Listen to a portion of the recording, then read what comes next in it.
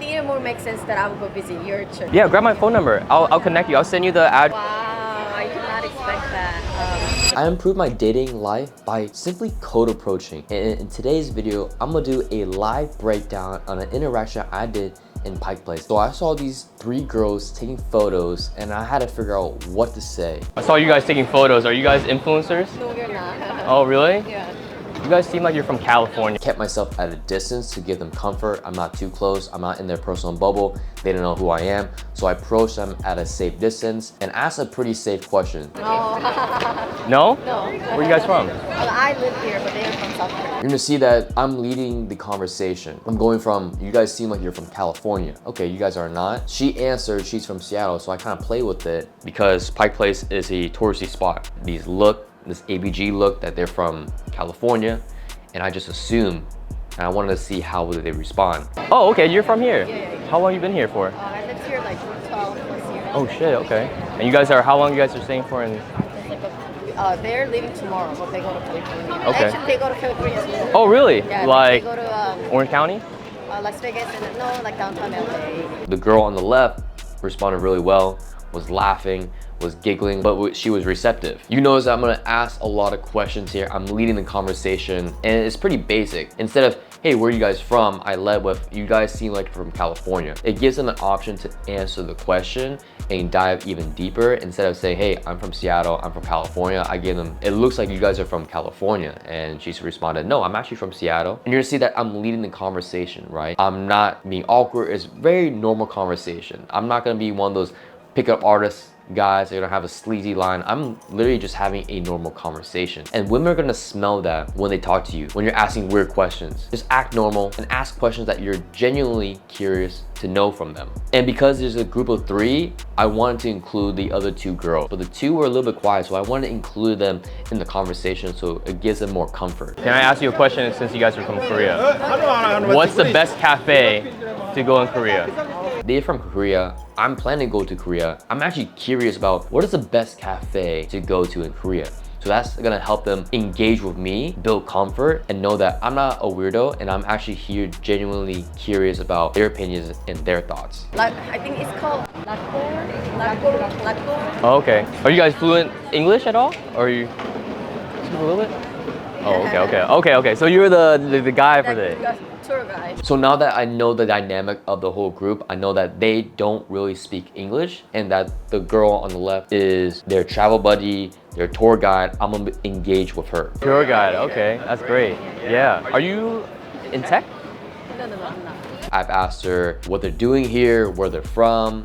I changed the topic right away. So it keeps the conversation going and keeps the interaction flowing. So you can change topics whenever they want because you are leading the conversation. I'm leading the conversation. So I dictate how the conversation is going. And I noticed while watching this video back that she hasn't really answered any questions, right? So that tells me that she's not totally interested in me, but she's receptive, she's answering questions, she's not giving me one-word answers.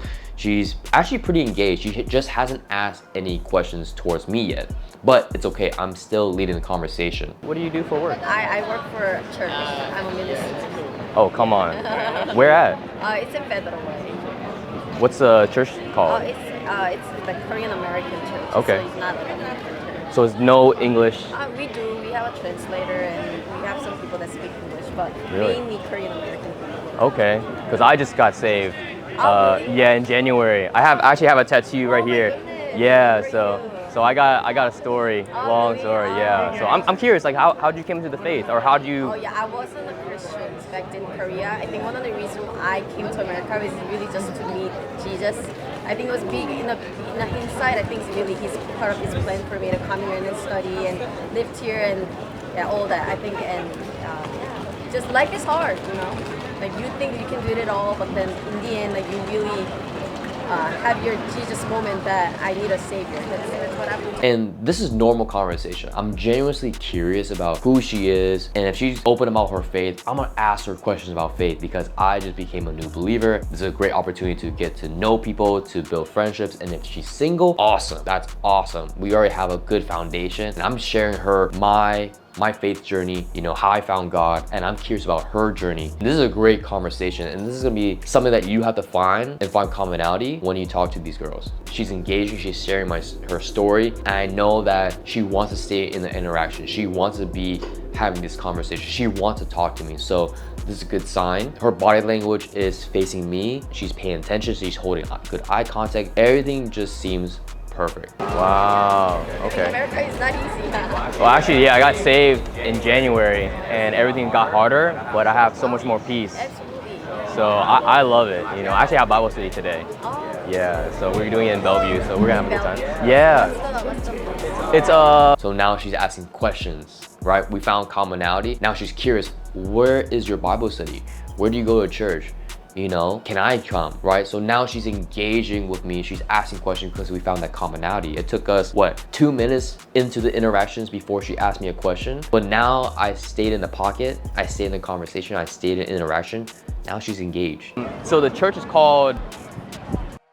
And also, mind you, I am putting my spin on it, right? I'm putting my thoughts, my opinions, my experience, and giving her something to work on because I'm getting a lot of value from her telling me about her. Now it's my turn to say, hey, I'm gonna share a little bit about me, my faith journey, my background. Do I live here? And it just gives her some context so that I'm just not fishing things from her. My good friend, he's actually my roommate, and he does Bible study every week. So I have Bible study today, and then I have Bible study on Saturday. Oh, I see. So I don't go out at all. So this is my only time to go out. I see. Yeah. I wouldn't really come to Seattle, but just to have them have experience. Yeah, you guys, is it cool? I think they're having fun. Yeah? Because weather is so nice. I know, we're blessed right now. Yeah. What's your name? I'm usually. Ty. Hi, Nice to meet you. Yeah, I would love to come to visit your church sometime. I think it more makes sense that I would go visit your church. You want to come? Yeah, I mean. There's already 2 minutes, almost 3 minutes into the conversation. That's when I kind of reset and say, hey, what's your name, by the way? We just introduce each other because we are on the same wavelength. And then I asked, hey, I would love to come to your church. I'd love to see what's going on there. But she's like, hey, I'm actually interested to see you and see other people at their church, at my church. And so I'm like, oh, that's awesome. Like, come through. So it shows interest, shows that she's intentional, shows that she's actually curious about, you know, my journey, where I'm going. The only thing that I wish I did in this interaction was to state my intentions, right? I could have said, hey, I thought you were super gorgeous. Like, hey, super random. I just want to say you're super gorgeous, right? Just to show some intention, to show that, you know, man to woman kind of connection. But overall, the conversation is really good. And it's just normal conversation, right? We all get stuck on the approach and what to say, what's the next thing to ask. But honestly, it's just listening, leading, and being curious about the person. Me and my husband maybe, because he is also youth coordinator. Yeah. He's maybe one day I think he's gonna be a pastor too. Yeah. But not right now. He has other job. Okay. But then I think God is calling him. Well, let's see how it. So she told me that she's married. So it's game over, but it's okay. This is good practice. This gets me in a zone of like, how can I still make friends, build a connection? Because you have to remember that married girls also have girls that are single that are looking to get married. So this could be a potential wing woman for me, right? If I had a good first impression with this girl, she's most likely gonna invite her friends to come to my church to meet us together, to hook us up, and you never know, right? So don't discount married women, taking women, because they can open so many opportunities, which is cool. It's like looking back at this video, I'm like, oh, okay, cool. At least I didn't state my intentions. We still had a good interaction. I still get to know if she's taken or she's single. And I guess she stated her relationship status for me is to understand, okay, where she stands, which I respect. Yeah, grab my phone number. I'll connect you. I'll send you the address So to maybe Truly. like the church thing. Or you come to Bible study as well if you whenever you're not free. Definitely, like we don't have people or group of people that are in our age Yeah. where we can do Bible studies and like do a Yeah, small group. you're 26. No, I'm 29. 29? You look Yeah, great yeah. for 29. Yeah. Being Asian. I know. I still look like I'm 18. Oh yeah. I was kidding. And I still changed the topic, right? It's like, you seem like you're 26? So I'm guessing, right? And we still have that interaction, we're changing the topic. But overall, she's very engaged. She wants to come to church. She wants to be a part of the community. She's talking about her husband. Her husband probably has single girls that are looking for marriage, or potentially helping me get more clients, right? So there's so many opportunities to work with this one conversation. Yeah, right. And then your husband, is he Korean as well? No, he's actually white. Really? Yeah, so he's actually struggling. I mean, I don't think he's struggling, but he is one of the only white guys there. And I mean, he was a grew up Christian, so he was born in Christian household, but he doesn't really have people that he can connect with that are Christians. So Okay, one yeah. day maybe he really needs.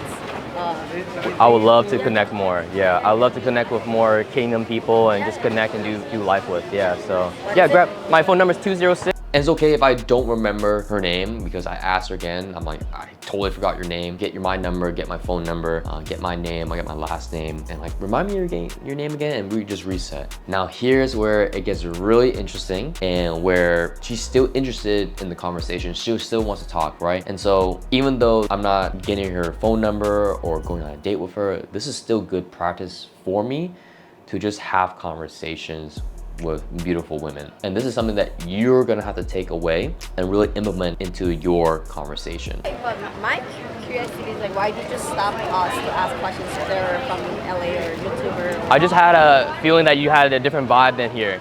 You know, because Seattle is very cold, not very open. So if I talk to you, you're probably like, why are you talking to me? Oh, yeah, that's you know? true, yeah. Yeah, you've been here. You know how it is to be living in Seattle. So it's not very open. Yeah, you were very like, yeah, no one really like come in and start talking to you, so it's really. And then plus because now I'm a Christian, I'm a lot more bold. I'm like, yo, I'm gonna talk about faith and stuff like that. Yeah, very cool. Well, Gina, can I ask you one thing? Yeah. What's a prayer request that you have? Oh, yeah, wow, I did not expect that. So now she asked me a question, why approach her? I told her honestly, it's like, you guys have a good vibe. I want to approach y'all and told her about my experience in Seattle. I asked her one question that really shocked her. She was like, oh my God, I would never have thought someone would ask me this question. I asked, what is a prayer request I can pray for you? And so this is my thing is I want to connect on a spiritual level. I want to connect emotionally. I want to build that genuine curiosity, and that makes the connection stronger. So I asked her, what is a prayer request that you have? Well, he and I, my husband and I, we just got married. Okay. So really, we want to set up a good example for the community. Yeah. And really, like, follow his. Do not look at each other, but look God, right? As a husband and wife. Yeah. So just kingdom family. Okay.